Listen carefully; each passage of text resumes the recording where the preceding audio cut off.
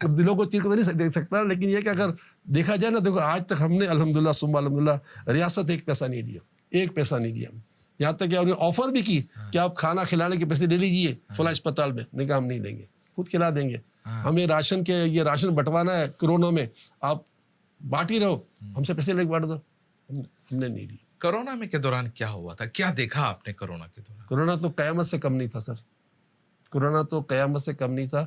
اور ہم نے بہت زیادہ مطلب یعنی اس میں اللہ تعالیٰ نے ہمیں خدمت کا موقع دیا.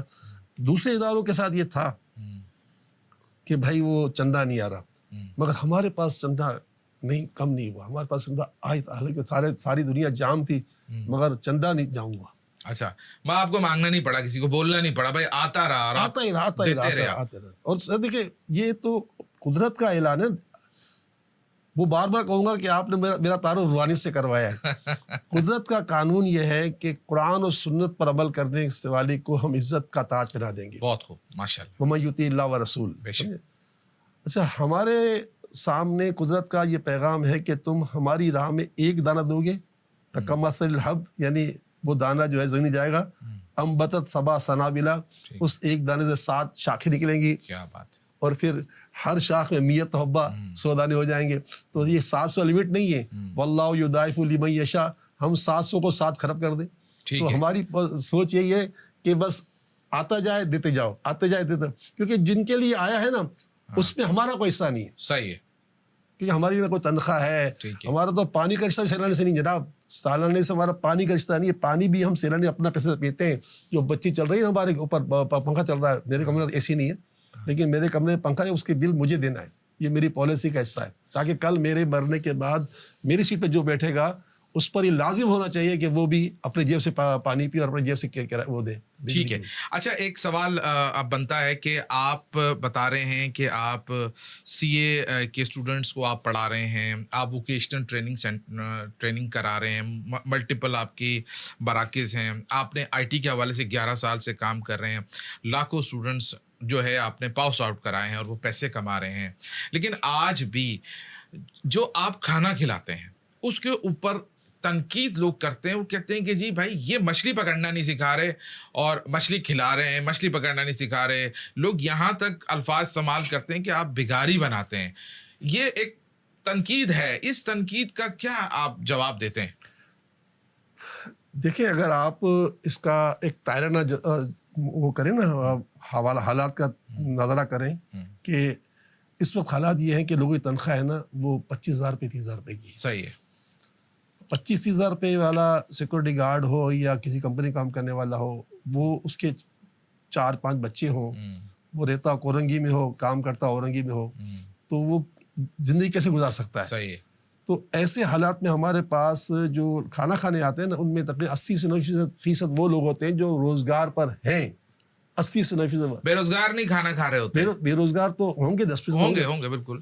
تو ہمارے اوپر تنقید کرنے والے بالکل کریں, ان کو اختیار ہے, لیکن جا کر دیکھیں کہ واقعی جو ہے یہ کیا ہو رہا ہے. اچھا, اور دوسری بات ہے کہ روحانی بات یہ ہے کہ اگر خدا نخواستہ ہمارا یہ کام غلط ہوتا تو آج 26 سال سے ایک وقت کا بھی ناغہ نہیں ہوا. 26 سال ہو گئے ہم یہ کام اللہ کی عطا سے کر رہے ہیں. 25 سال پکے ہو گئے نا.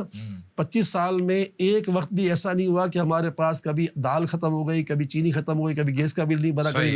تو یہ کیا ہے؟ تو یہ ایک کرشمہ ہی کہیں گے اللہ تعالیٰ کی رحمت کا.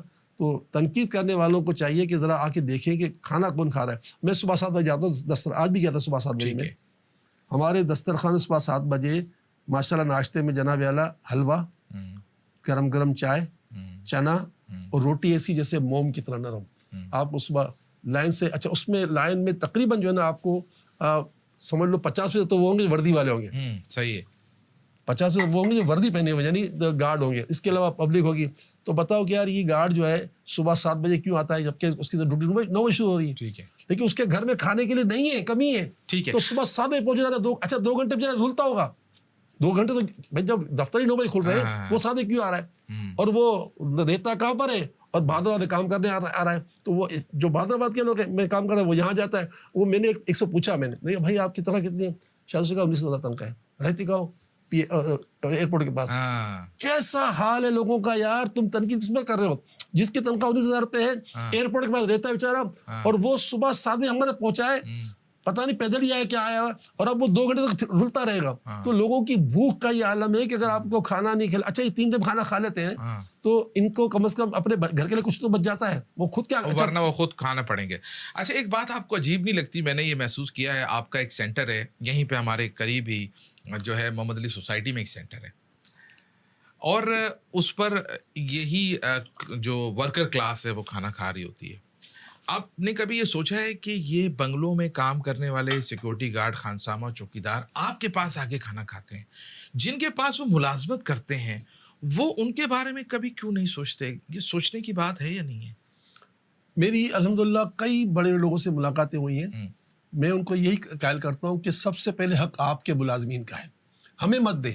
اچھا نہیں, یہ کوئی ایسا نہیں شخص, جو میں ان شخصوں سے ہوں کہ میں نے لوگوں سے کہا بھائی سب سے پہلے تو یہ تمہارے مستحق ہیں, تمہارے ڈرائیور, خانسامہ, تمہارے مالی, تمہارے چوکیدار, سب سے پہلے ان کی مدد کرو. وہ آپ کے پاس آ کے کھانا کھا رہے ہوتے ہیں, کھا رہی ہوتے بس وہی. اچھا وہ بھی نصیب کی بات ہے. دیکھیں اللہ تعالیٰ کے رسول کا فرمان ہے, ایک کھانا یا ایک نوالا 3 آدمی کو بخشوائے گا.